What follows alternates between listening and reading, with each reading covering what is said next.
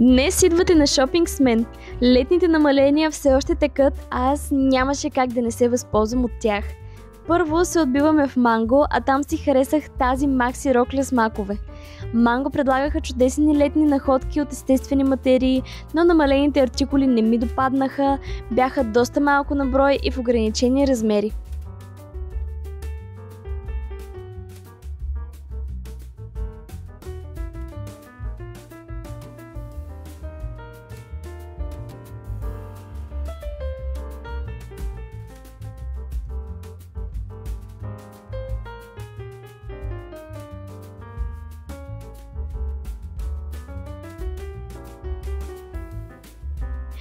Пробната влязох с 2 рокли и 1 топ, но ви показвам само черешката на тортата от трите находки, а именно роклята с маковете.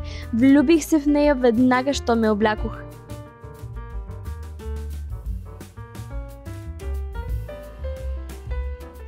Няма как да пропуснем Зара, познавате ме.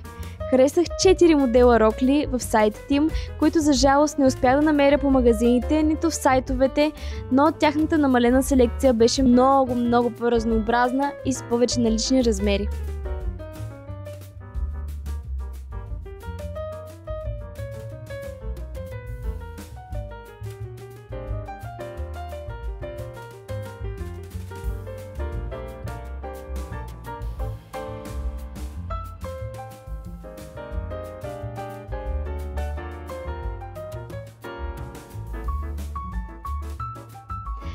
Аз винаги се спирам да разгледам селекцията обувки, защото имат чудесни находки именно в Зара.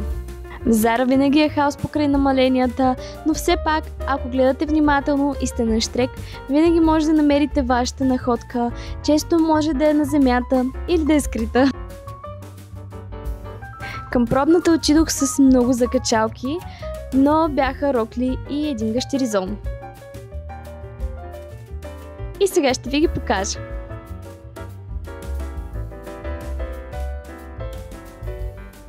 Тази рокличка беше много сладка, цветът ми хареса и честно казано не знам защо не я взех. Следващата много ми хареса, но тази година не смятаме да посещаваме Италия, а тя си е точно за там. Тази така известна рокля на точки беше сред 4-те рокли, които исках, но не ми стоеше така, както мислих, че ще стои. И не се харесах. Влюбих се в тази бяла рокля и като казах влюбих, не преувеличавам. Гащеризонът беше страхотен, но не намирам гащеризоните за практични и не бях сигурна колко ще го нося. Не ви показах всичко, защото някои от роклите се оказаха дефектни, скъсани, с развален цип, но за съжаление това е често явление по време на намалението в Зара.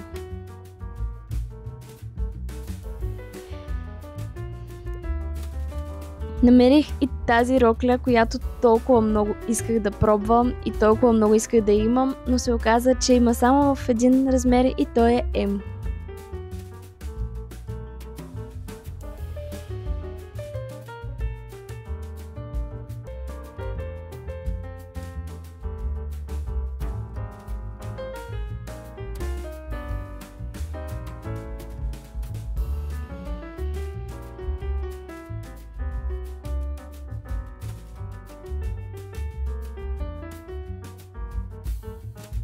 Взех ви на шопинг с мен, а сега е време да ви покажа и какво закупих.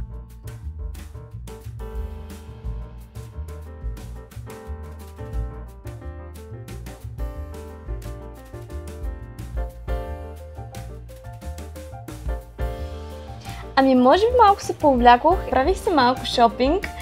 Част от нещата не са от намалението, някои неща просто са ми нужни. Честно казано, аз доста рядко правя толкова масивен шопинг. Опитвам се да правя възможно най-разумните покупки, опитвам се да гледам и ревюта на продуктите, които закупувам и мисля, че за сега се справям доста добре. Покупките са от Sinsay. Трябваше да отворя пратката от Sinsay, защото се притеснявах, че може да има нещо счупено.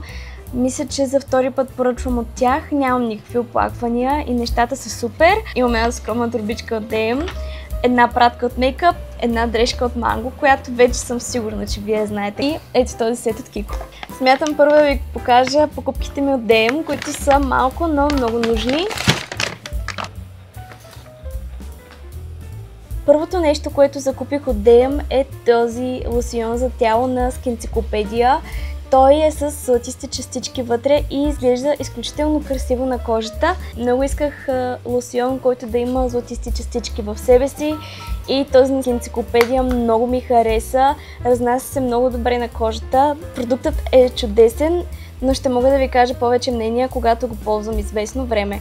Но за сега съм много доволна, защото го пробвах и много ми хареса блясъка, който оставя върху кожата.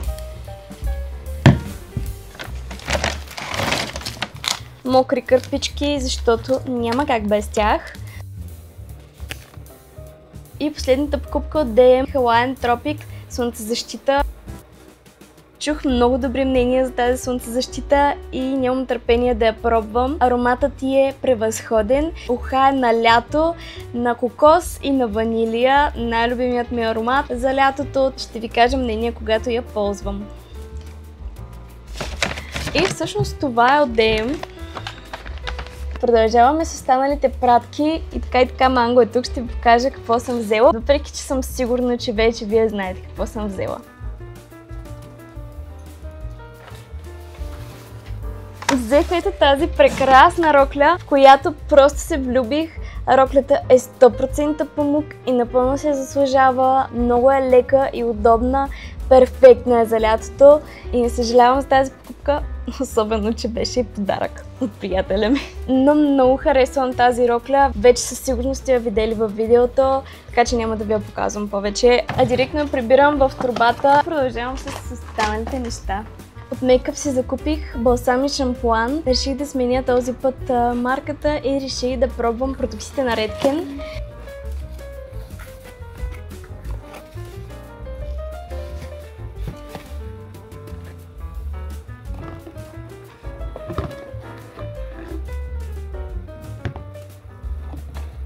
Балсамът и шампуанът ми свършиха.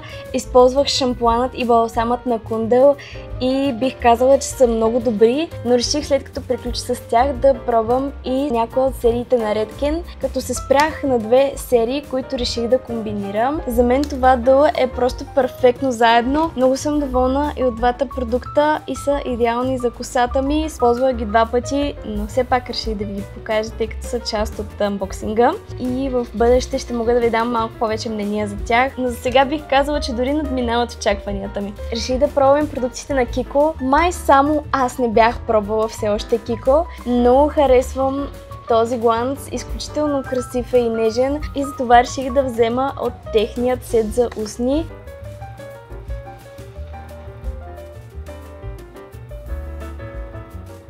Нямам търпение да ги пробвам. Ами, ще оставя Sensei за накрая и сега ще пристъпя към обувките, които просто обожавам. Това са обувките, аз съм просто влюбена в тях, обожавам ги, цветът им е перфектен. Направени са като балетни палци, просто обожавам тези обувки. Откакто е излязъл модела си мисля за тях, толкова са перфектни, красиви и женствени. И нямам търпение да ги нося. Измислила съм няколко фитове с различни рокли, с дънки дори. Смятам, че ще стоят просто превъзходно, особено с по-интересен и красив женствен топ. А ако искате да видите аутфити с тези обувки, оставете по един коментар долу и аз ще се погрижа. За финал оставям всичко тук на Sensei. Ще започна с тази кутия. Аз поръчах две чини, две копички и две различни чинийки, които сега ще ви ги покажа, но честно да си призная, едните чинии не ми харесват особено и смятам да ги върна. Но ще ви ги покажа първо. Първо ви показвам копичките, които много харесах на снимка. И те изглеждат по абсолютно същия начин, по който изглеждат и на снимката, но мен нещо не ме грабнаха. Копичките иначе са страхотни, но просто не са моята естетика. Идват ми твърде големи и груби, но пък много ми хареса цвета и се надявах много да ми харесат на живо, но пък не се случиха нещата, но пък ще ги върна и ще се взема нещо друго. Продължавам и с чиниите. А това са и двете чиники към копичките, но и те ми идват малко по-груби, отколкото си мислих. Изглеждат като на снимката, но просто не са моето, така че вероятно ще ги върна. А другите чинийки, които ще оставя, сега ще сваля единия кашон. Закупих ги в два различни цвята, в розово и в синьо. Розовата е за мен, синята е за Михаил. Много ми харесват за сервиране на закуска и на плодове. Изглеждат точно като на снимката и имаше само по една бройка и от двете, затова се възползвах и ги взех в два цвята. Чинийките изглеждат наистина много красиво и съм много доволна от тях, но за съжаление ще трябва да върна двете купички и другите две чинийки. И последно, но не по-важно, тази прекрасна шапка, в която се влюбих в момента, в който я видях. Тя също е от Синсей, много удобна, много е красива и беше само на цена от 7 лева. Така че отивайте към Синсей. Такава капела много исках и нямам търпение да я нося някъде по морето. Благодаря, че ми правихте компания. Това бяха покупките. Не бяха много и ви съветвам, особено през летните намаления и през зимните също, да не купувате неща, от които нямате нужда, защото трябва да спрем да бъдем такива консуматори. В случая тези неща, които ви показах, са неща, от които аз имам нужда и които наистина много харесвам и съм премислила покупката си преди да я направя, затова правете го и вие.